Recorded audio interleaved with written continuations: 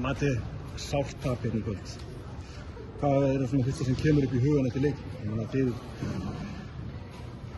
Fyrsta sem kemur upp í hugan einhvern veginn svona, þú ert svona að hamra járnið og með það hérna heitt og við vorum svona með betri kontról í byrjun leiksins og í hálfleik og svona í þriðja leikluta og það bara mikilvægt að fara inn í crunch time með 10 stiga fórystu, 8 stiga fórystu en ekki 50-50 leik þegar það svona leikmaður sem getur sótt körfur upp úr engu þegar leikurinn á línunni eins og fyrir mig. Já, Vincent var á eldi þarna í kvöld og samt, þetta var svona leikur að nálgast framlíking. Sko, þeir taka loksins þetta sveiflu bara við undir lok vorðarleikluta. Já. Sko, þú fær skíka tilbaka í kvöld. Já. Ég myndi hringja eftir 3 daga. Ég geti sagt frábært tímabil þjálfari ársins í kvöld. Kanntu kannski alveg að sjá þetta í því ljósi?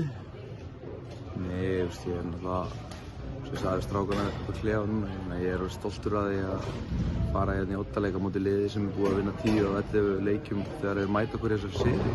En á sama tíma þá bara er ég ógeðslega óánægður og svekktur akkurat núna bara að hafa ekki unnið leik af því að mér fannst við betri í svona 33 mínútur í dag og það er bara ekki nógu gott execution hjá okkur báðum megin síðustu 5-6-7 mínútur til að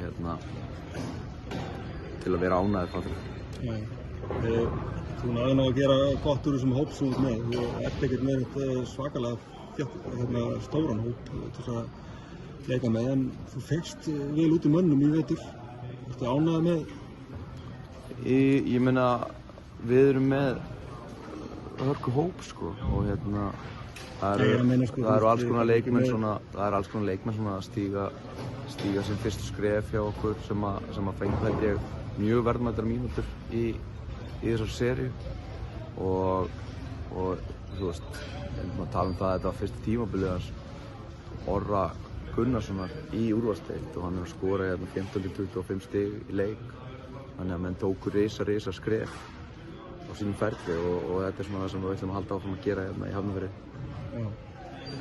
Þessi sería var alls konar. Það voru tekist á samfélagsmiðlum, bæði verið að skjóta á þig. Var þetta ekki bara gaman hans?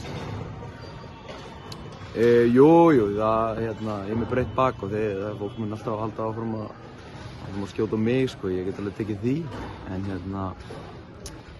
jú, þetta var bara gaman skilur, það var svona þetta er mitt fyrsta tímabil í úrvalsdeild og þetta er eitthvað sem mig langar að gera á hverju vori from here.